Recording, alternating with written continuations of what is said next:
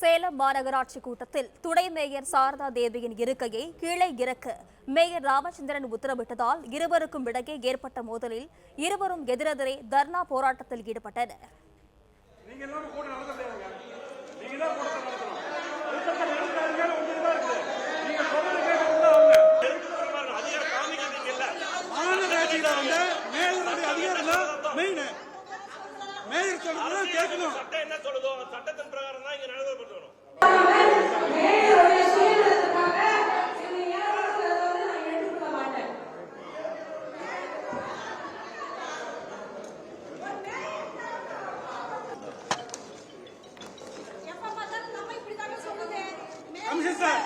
மேலே சொல்றது கேக்குறீங்களா? கண்டிப்பா சொல்றது கேக்குறீங்களா? நீங்க சொல்லுங்க. ஒரு துணை மேயரமா எப்ப பார்த்தாலும் ஒரு மேயர் நான் உட்கார்ந்துங்க நான் கீழே தான் உட்கார்ந்துறேன். எனக்கு ஒன்றும் பிரச்சனை இல்லை. வந்து வேணும்ன்றே என்னுடைய தனிப்பட்ட முறையில் கால்புரட்சிய கரெக்டா இருக்காரு. நான் சட்டத்திற்கும் வணக்கத்திற்கும் மேயர். இந்த தர்ணா போராட்டம் தொடர்பான முழுமையான விவரங்களுடன் செய்தியாளர் ரமேஷ் இணைப்பில் உள்ளார். வணக்கம் ரமேஷ், இது குறித்தான தகவல்கள் என்ன பகிரலாம்? வணக்கம். சேலம் மாநகராட்சி கூட்டம் இன்று காலை நடந்தது. வழக்கமாக காலை 11 மணிக்கு தொடங்கும் கூட்டம் இன்று 20 நிமிடம் தாமதமாக நடந்தது. கூட்டத்திற்கு தொடங்கி வைக்க வந்த மேயர் ராமச்சந்திரன் துணை மேயர் சாரதேவி இருக்கையை மேடையிலிருந்து கீழே அகற்றி வைக்கவும் என கேட்டுக்கொண்டார்.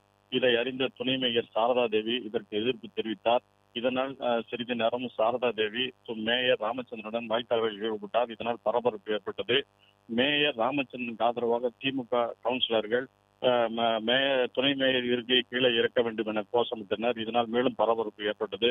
இதன் பின்னர் துணை மேயர் சாரதா தேவியின் இருக்கையை அகற்ற முயன்றனர். இதற்கு எதிர்ப்பு தெரிவித்து சாரதா தேவி சிறிது நேரம் தகராறு செய்தார். இதற்கு கண்டனம் தெரிவித்து மேயர் ராமச்சந்திரன் கூட்டம் நடத்தாமல் அங்கிருந்து வெளியேறினர். இதனால் மேலும் பரபரப்பு ஏற்பட்டது.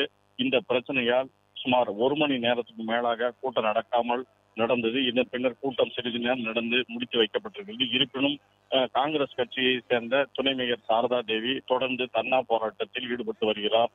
தொடர்ந்து அவரை நிர்வாகிகள் தொண்டர்கள் சமாதானம் செய்து வருகிறார்கள்.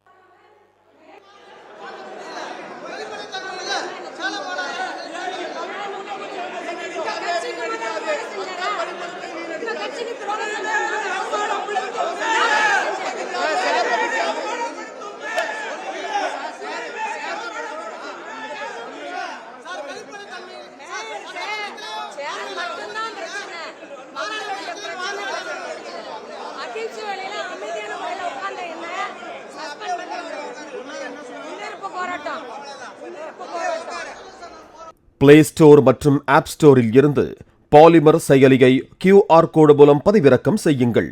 செய்திகளை உடனுக்குடன் பெறுங்கள்.